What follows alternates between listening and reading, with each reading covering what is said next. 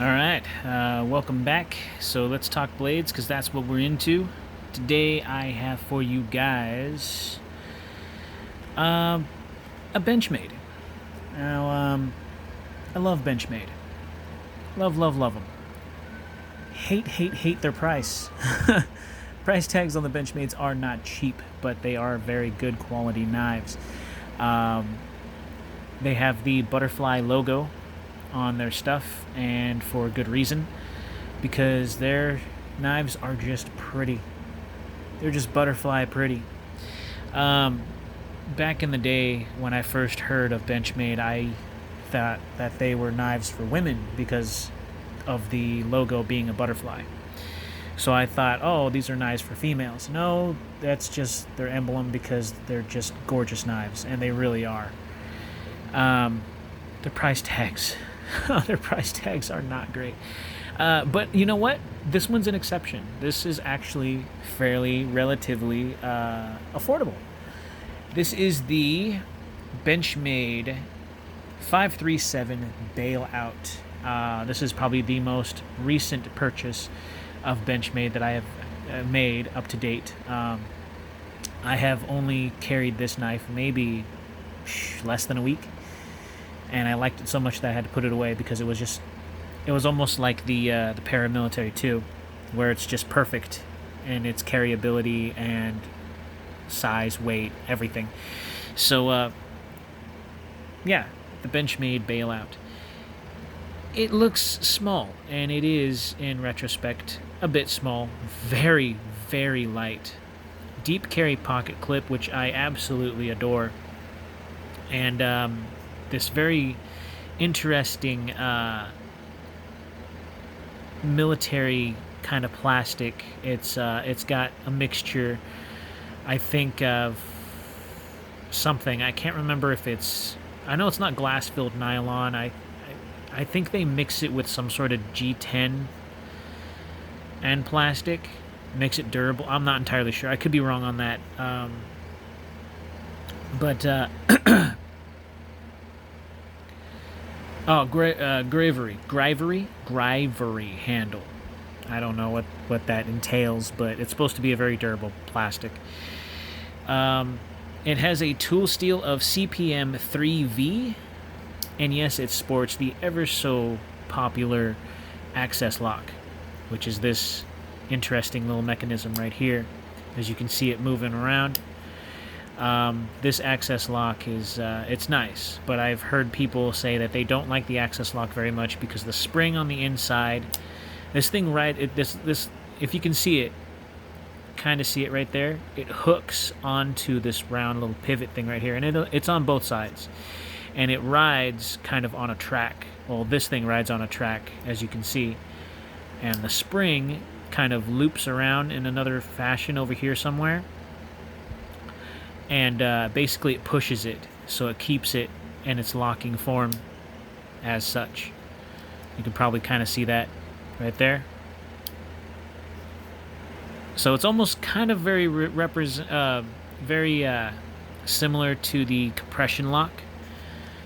Let me bust out the Spartaco. So as you can see, that went like that. So it's very, very similar to that. But this, it's kind of like it just kind of clicks in a space. Once the space comes in, then it clicks in like that. This, it just rolls into place. So figure, it going, and then it goes in like that. So it kind of just rolls in and pushes in. I think I got that analogy right. I don't know. Let's hope. But the idea is that it puts pressure on the stop pin, so it keeps it all locked in place, nice and sturdy, and it does. So it's not like a liner lock, which this does not have. I'm actually curious now. I don't know if there's not. I think there is. Oh, okay, I guess not. There are no. I thought there was steel liners in there. There are no steel liners. So it's just Grivery handle. All right, so I learned something new today. But it does have kind of like these recessed, like if you see the pin here, or not the pin, the screws here in the middle, there's something, kind of some sort of plate thing there. I haven't taken these apart. I don't take my knives apart unless I absolutely have to. But this is a very interesting knife. You know, it's got jimping right here. You can get a whole hand on there. So this is a full, you know, and then of course you got the lanyard. I don't want to say loop or hole, but it is like an oval right here for a lanyard if you want to put one on there. Love that deep carry pocket clip. It does make a huge difference. And this knife does disappear in the pocket. I really do like the carryability of this knife. I really, really do. They call this a tactical knife. Sure. I don't know. I don't really think that this is a very tactical knife. I don't know. I don't see this as a tactical knife. This seems like a very, you know, for $150, I would expect this to be just a little bit better. I could probably see this thing being $60 or $80, but not $150. This just seems like a lot for what you get. I think the tool steel is what really, really makes it. You know, that 3V. I've cut things with this, but not too many things, just small things. Cut open some packages and some mail, but haven't sawed away at rope or whatever. So let's go into the specs on this thing so you guys can see how light it is and the measurements and all that. Oh, and it does come in this really neat kind of bag, knife bag, because their stuff is, you know, bougie. So let's kind of get that fancy. I carried this knife, like I said, for less than a week. I really liked it. 2.7 ounces. That's hecka light. That is really, really light. And then we'll go into the specs on this bad boy right here. So, this has a 3.5-inch blade. Overall, 8 inches. 8 inches overall. Not bad. Not bad. And of course, let's go to... This thing is really thin. It is ridiculously thin, which is why I'm saying it just disappears in your pocket. More so than the PM2. So, look at that. That's how light this thing is. I'm holding it together. I'm holding it with just these... With just the calipers right here. 10.7 millimeters wide on the handle, and on the blade it is a paper thin 2.1 millimeters, so give or take 2.2, 2.1. Really slicey, really, really slicey, and that tool steel is something else, man. I gotta tell you, that tool steel is something else. Would I carry this knife? Heck yes, I would carry it. I'm afraid to really know how durable this thing really is. I'm not saying that in a bad way. I'm not trying to talk down about the model of the knife. I understand the reasoning behind it. This is supposed to be something of a...